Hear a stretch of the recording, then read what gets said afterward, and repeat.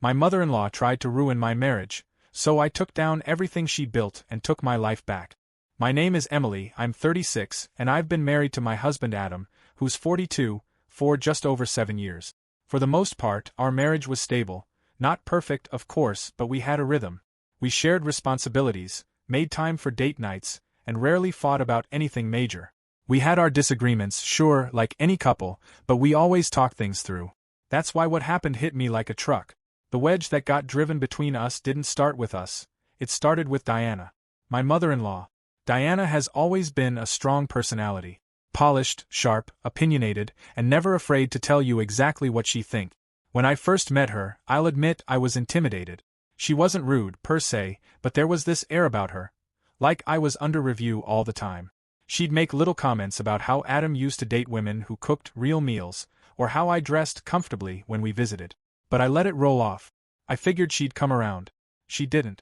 Over the years, the comments got subtler but more pointed. She'd undermine me in conversations, make snide remarks masked as jokes, and always made sure Adam knew how much she worried about him. I always tried to take the high road. I never wanted to come between Adam and his mom. But I should have seen it coming. It all started to unravel around the time Adam got promoted. He was working longer hours, more stressed than usual, and we weren't connecting like we used to. I noticed he was quieter at home, more distracted, sometimes even defensive. I asked if everything was okay, and he'd just say work was crazy. But something didn't feel right. Then Diana started coming over more. At first, it was just once a week, then a few times a week. She'd show up with groceries, uninvited, telling me she just wanted to help. I'd be working from home, and she'd pop into my office with unsolicited advice or worse, critique. One time she brought over curtains and just started changing ours out. No warning. When I said something, she looked me dead in the eye and said, "Adam always liked natural light. You keep everything too dim. It's depressing."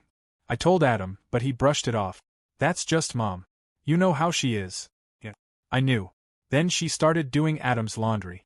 I found out because I went to do a load one day and all his work shirts were already clean, pressed, and hanging neatly in the closet. Different detergent, hers the kind with the overbearing floral scent. I asked him about it and he just said she was trying to be helpful. That maybe I should appreciate having a break. A break from my own housework? I started feeling like a guest in my own home. Diana would rearrange things in our kitchen, move our furniture slightly to open up the space, and even change the photo in one of our living room frames from a picture of Adam and me at the Grand Canyon to one of him and her at his graduation. I didn't even notice right away. When I swapped it back, she switched it again a few days later. That was the first real fight Adam and I had about her. I told him it was disrespectful, and he said I was overreacting. That she was just sentimental. Then came the cooking. Diana started making meals for Adam. I'm not a bad cook. I wouldn't win any competitions, but I hold my own. But suddenly, Adam would come home with containers of homemade lasagna or chicken pot pie. "Mom made extra," he'd say. But it was happening so often, I didn't even get a chance to cook for us anymore. I'd go to the fridge and find it packed with her food, pushing mine to the back. He even started complimenting her meals in a way that made me feel like he was comparing us, and not subtly. The final straw for me came one night when I walked into the house after a particularly long day, and Diana was sitting at our kitchen table. She had a key. I didn't even know she had one. She smiled and said, "I thought I'd surprise Adam with his favorite, meatloaf with mushroom gravy. You're probably too tired to cook anyway." I lost it. I told her, very firmly, that she couldn't just let herself into our home. That it was inappropriate and intrusive. She acted shocked.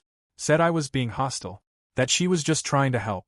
When Adam came home, she ran to him like she was the victim. Told him I had been cruel and disrespectful. And instead of backing me up, instead of saying, "Mom, this is our home and Emily's my wife," he took her side. Said I needed to be more grateful. That I was always looking for reasons to pick fights. After that night, things changed. Adam was colder. More distant. We slept in the same bed but felt miles apart. I felt like a third wheel in my own marriage. I tried talking to him, tried telling him how I felt pushed out and undermined, but he said I was paranoid. That maybe I should try getting along with his mother better. But I wasn't imagining it. Diana was planting seeds. One day, I found a folded note slipped under our bedroom door. In handwriting I didn't recognize. I opened it. It said, "You'll never be enough for him. He needs someone stronger. Not someone who breaks under pressure." I confronted Adam, asked if he knew anything about it. He looked at it and said, You're seriously accusing my mother of this? I hadn't said it was her. But I didn't need to. Then he said the thing I never thought he'd say. Maybe you should stay with your sister for a few days. Just until things calm down. I packed a bag that night. I didn't say a word. I went to my sister's place and just collapsed. I cried like I hadn't cried in years. I wasn't just hurt, I was humiliated. I'd lost my place, my partner, my home. And Diana? She had one. Now it's been 3 weeks. Adam barely texts. When he does, it's short and distant. I don't know what's happening to my marriage. I don't know if there's anything left to fight for. But I do know this. I'm done playing nice. From the moment I met my mother-in-law, I knew she hated me. There wasn't a warm smile or a curious question, just this look, like she was inspecting a stain she couldn't scrub out. I remember the first dinner I had with Adam's parents, trying to make a good impression, and she sat across from me with this tight-lipped smile and said, "Well, you're very modern, aren't you?" I didn't even know what that meant, but I knew it wasn't a compliment. The problem, as I learned very quickly, was that I wasn't Jennifer. Jennifer was Adam's ex-girlfriend, the one who still sent his mother Christmas cards, even after they broke up, the one who laughed at all of Diana's jokes and let her rearrange her furniture, just to see how it flows. Jennifer, the golden girl, the one who Diana still brought up every chance she got. And not subtly either.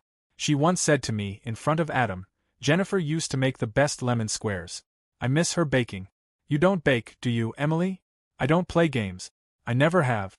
I'm not the type to fake laugh or flatter someone I don't respect just to keep the peace." And Diana?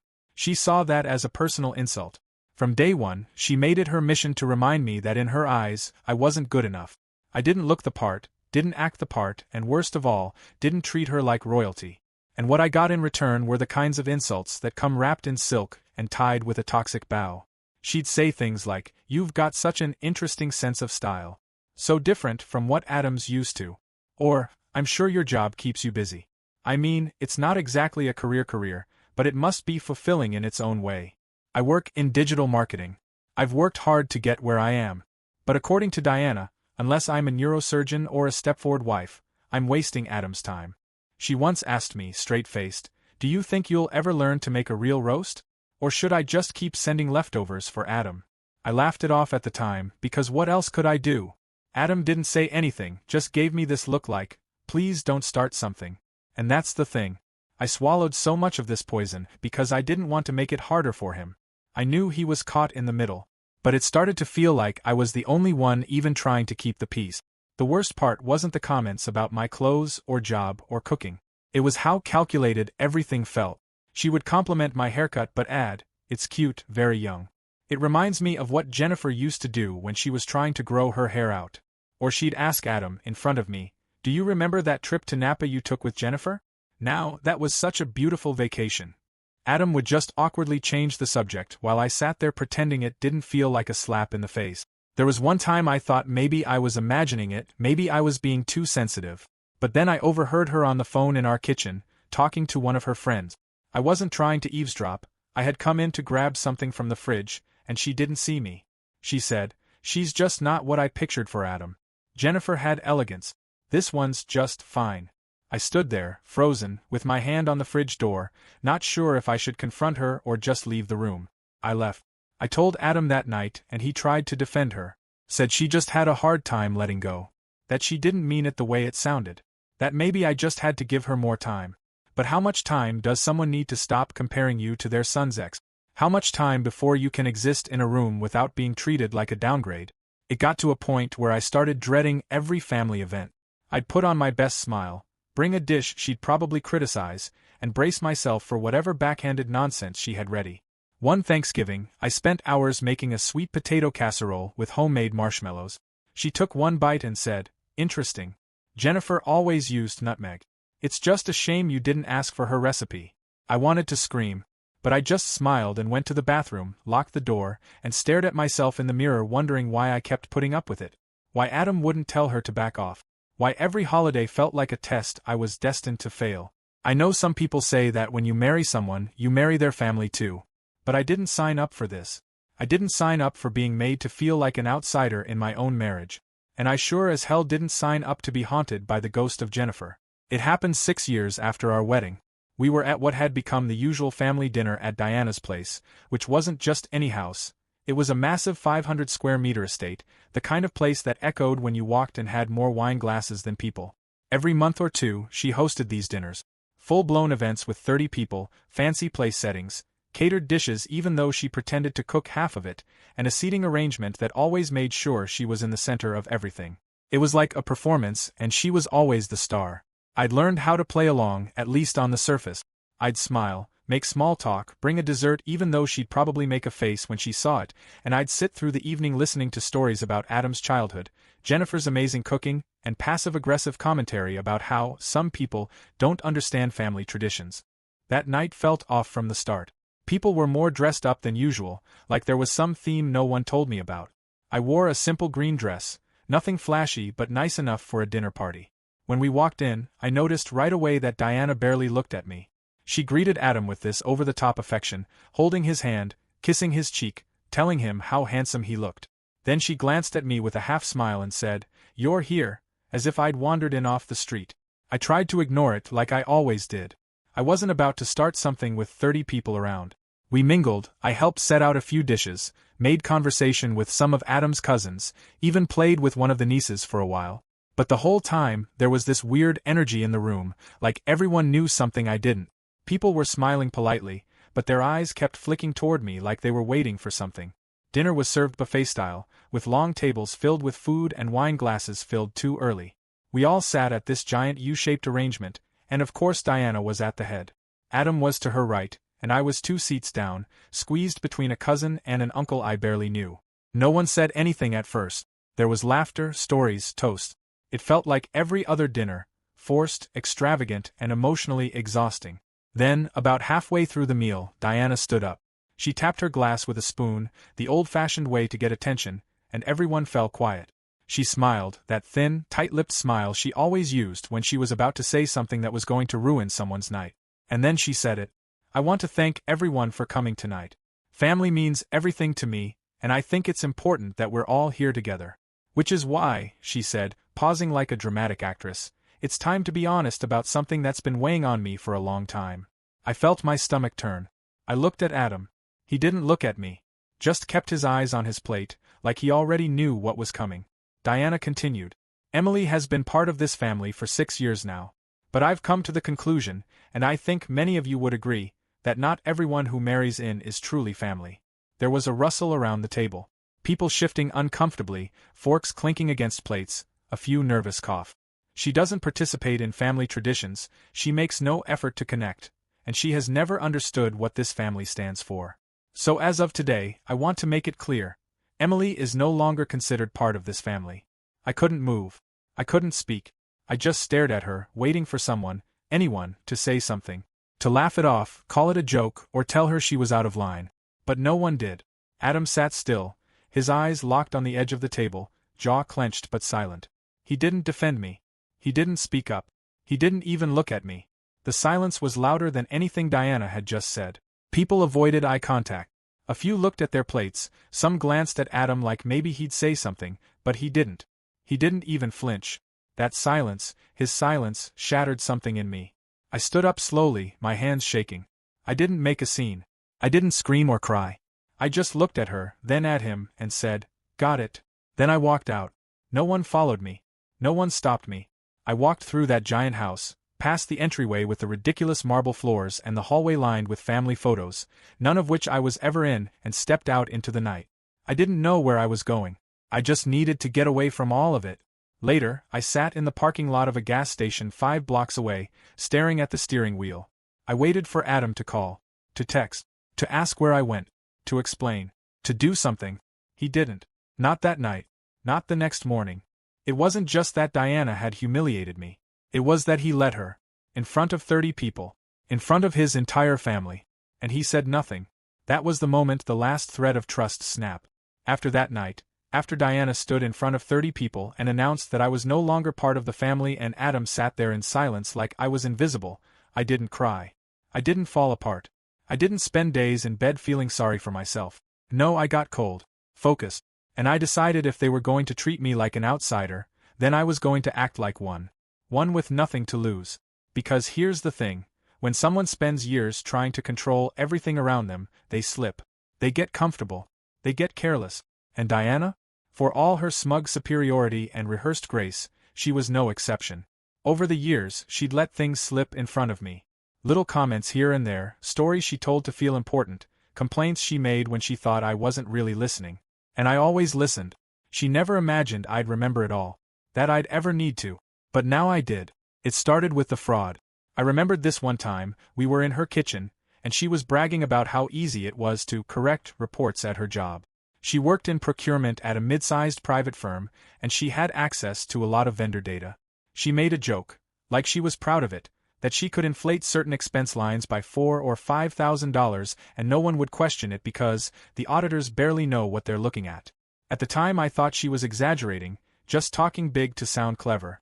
But later, she brought it up again, this time more seriously, when she was complaining about how underpaid she felt.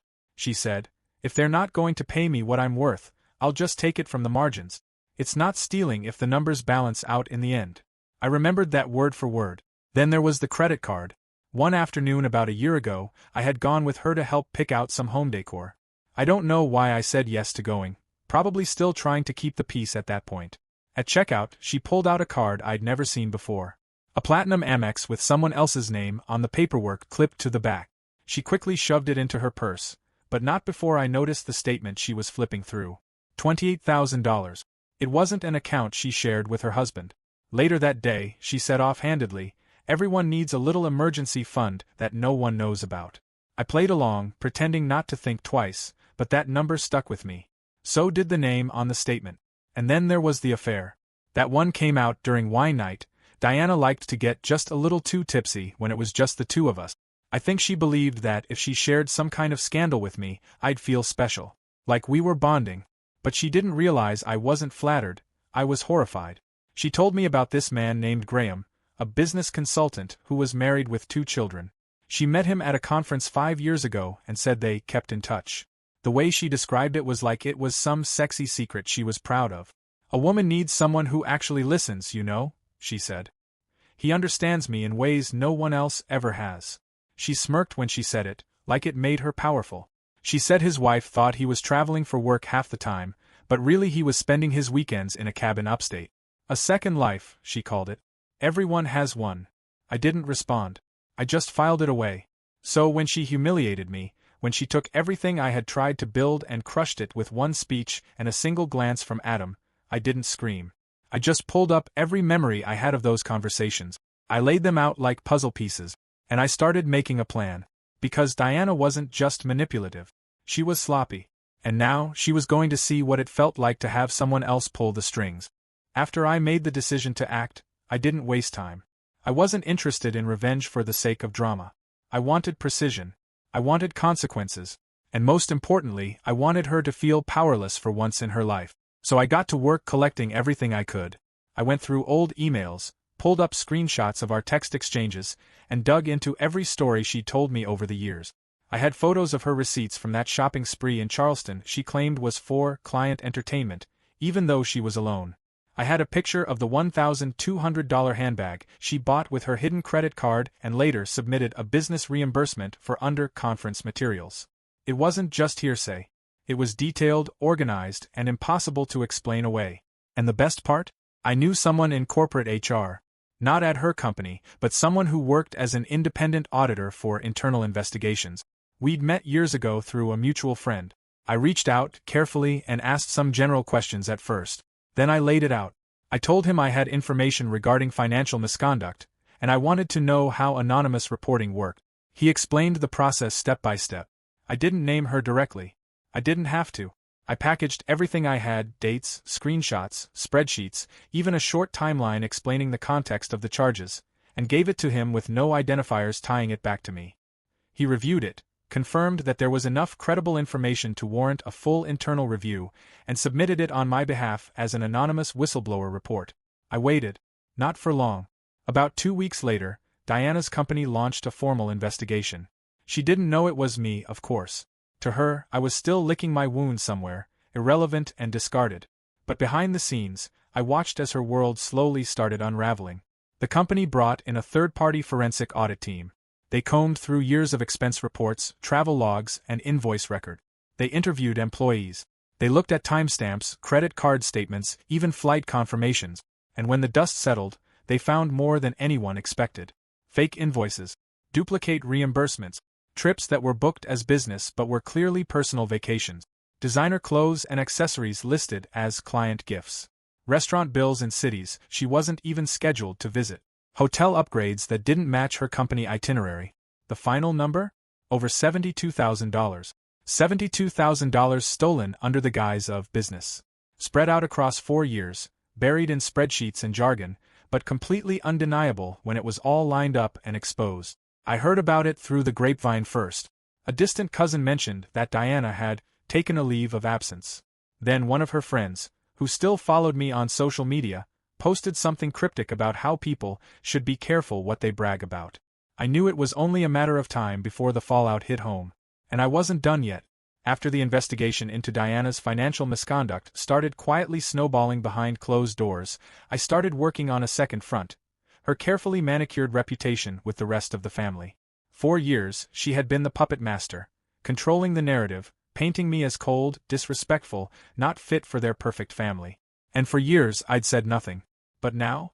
Now I didn't need to lie. I just had to start asking the right questions. It began casually.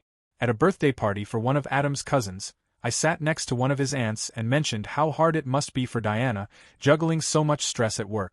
I said it with sympathy in my voice, like I was concerned. Then I added, I heard there were some issues with her expense accounts? I don't know the details, but I hope she's okay. That kind of thing can be delicate, you know? I didn't accuse. I didn't gossip. I let curiosity do the rest. And it worked. By the end of the week, I got a text from one of Adam's second cousins, someone who hadn't said a word to me in months, asking if it was true that Diana was under review at her job. I just replied, that's what I've heard. I hope she has support. It sounds serious. Within days, the rumors were moving faster than I ever could have pushed them myself. Relatives who used to look at me with judgment suddenly started calling, texting, even apologizing. They said they didn't know everything that had been going on, that maybe they had been too quick to take side. Some said they always thought Diana seemed a bit too polished, but never felt like they could say anything. I kept my responses gracious but neutral. I didn't forgive, but I also didn't hold grudges out loud. I wanted the story to spread on its own. And it did. But the real explosion came from something I never planned myself. Diana's affair, yes, the one she was so proud of, the one she thought was her little secret, blew up in the most public, humiliating way imaginable. It turns out the wife of her married lover had been suspicious for a while. She had been digging through messages, bank records, and eventually found a folder of old photos saved to a shared cloud account. One of those photos was of Diana, wearing a hotel bathrobe, standing in front of a window with the Chicago skyline behind her. Nothing explicit, but intimate enough. And the photo had metadata: time, date, location, hotel. It matched perfectly with a business conference weekend her husband was supposedly attending alone. The wife didn't just confront her husband quietly. No, she waited until a Friday afternoon when Diana was having lunch with a group of friends and colleagues at an upscale restaurant in the city. A place with floor-to-ceiling windows and nearly 80 guests packed inside. She walked in, calm and composed, stood next to Diana's table, and dropped the entire story, start to finish: names, date, receipt. And then she pulled out a printout of the photo and laid it on the table in front of her. You wore his robe, she said loud enough for half the restaurant to hear. In our hotel room. You sent it from your phone. Did you forget photos carry data? Diana's face went white.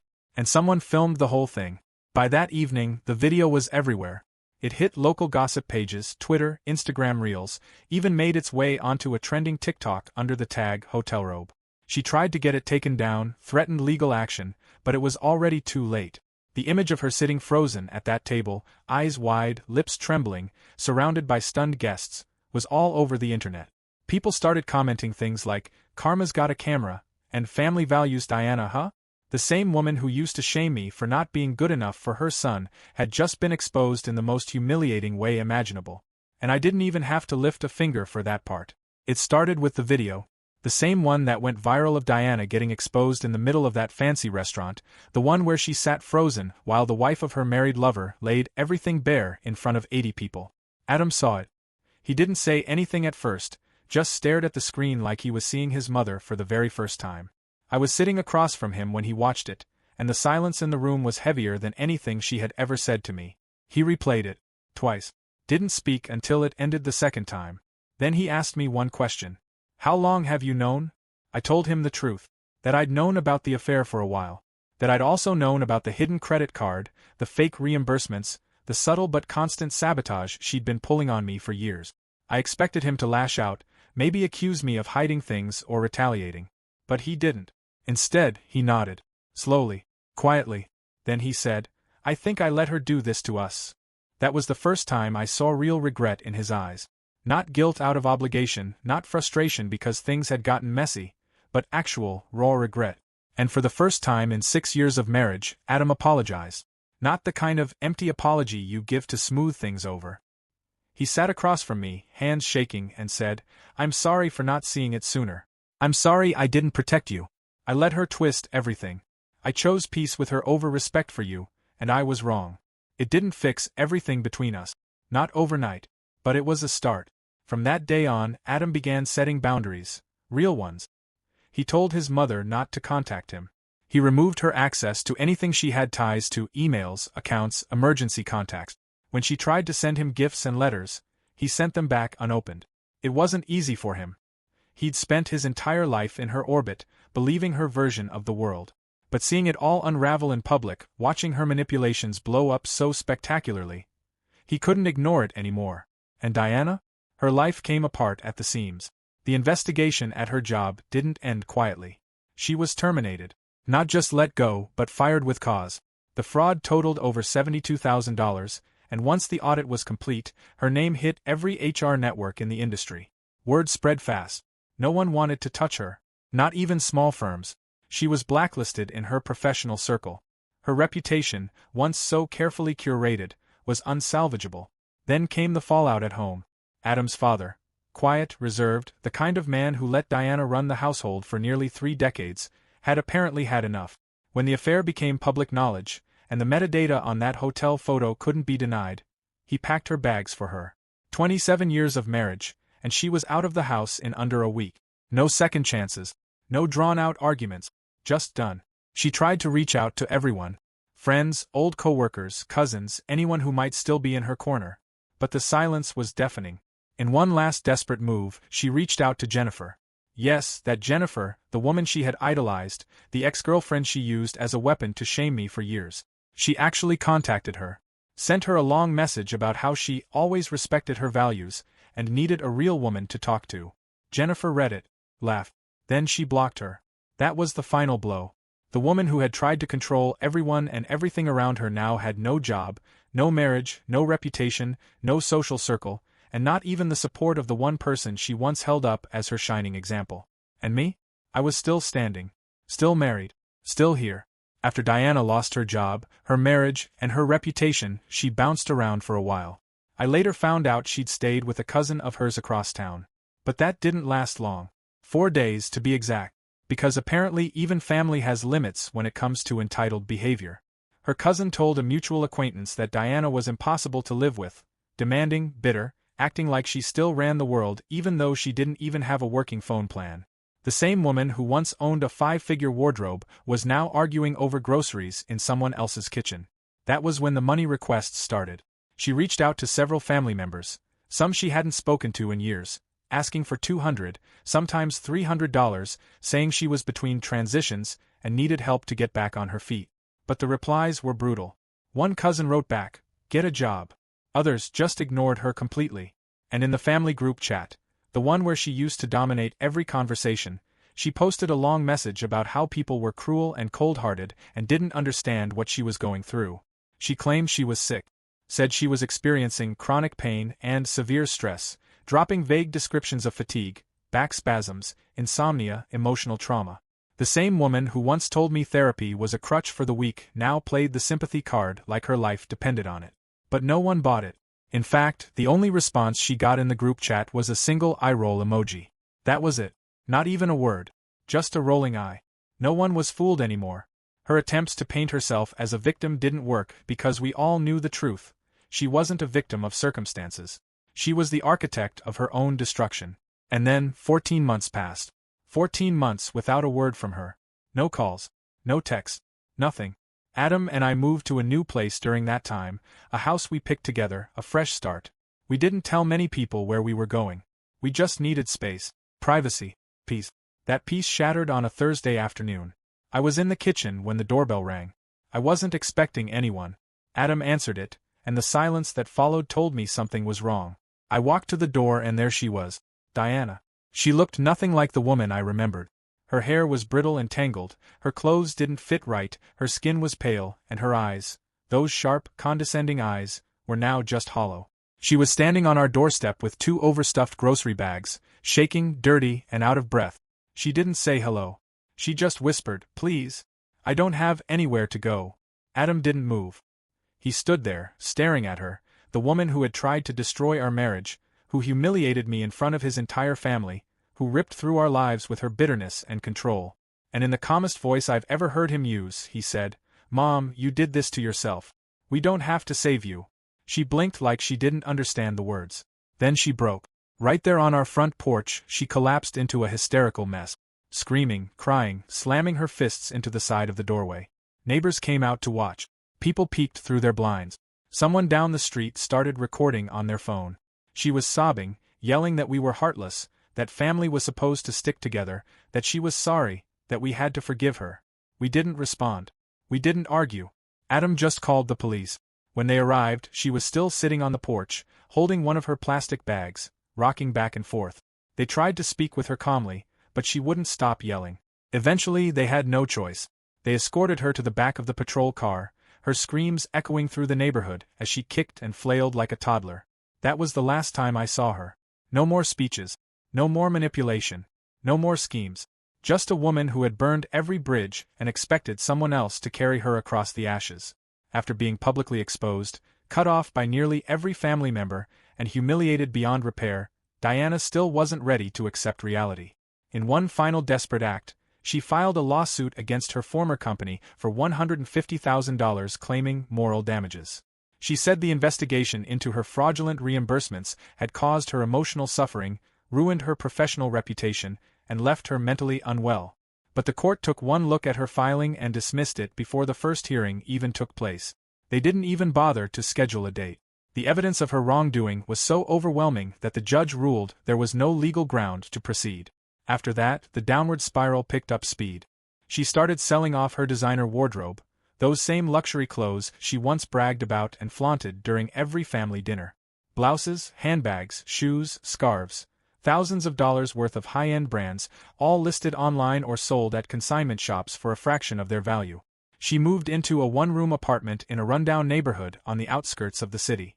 A place with peeling paint, flickering hallway lights, and paper-thin walls. Gone were the marble countertops and curated centerpieces. Now it was a hot plate, a twin mattress on the floor, and a stack of unopened bills. But she still wasn't done. Somehow, she convinced herself that Adam and I had caused her downfall, that we were to blame for her being exposed, evicted, unemployed, and alone. She tried to sue us for emotional distress. Yes, really. She claimed we had sabotaged her mental health and conspired to damage her social standing. The lawyer she approached? He laughed.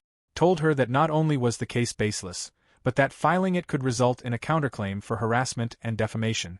She left his office humiliated and never tried again. Meanwhile, Adam and I moved on, literally. We bought a new home 180 kilometers away from the city, in a peaceful town where no one knew the name Diana. A place with quiet streets, real neighbors, and a yard where we could build something new. Something honest. Something that didn't come with poisoned dinners and whispered comparisons to ex-girlfriends. And now we're expecting a baby. After everything, the lies, the manipulation, the humiliation, I'm standing here stronger than ever, next to a man who finally saw the truth and chose to fight for the right things. Our baby will never know what it feels like to be judged by Diana's standard. They'll never hear about how their mother wasn't good enough or how their father didn't speak up. Because Diana, Karen, really, in every sense of the word, will never be a part of our lives again.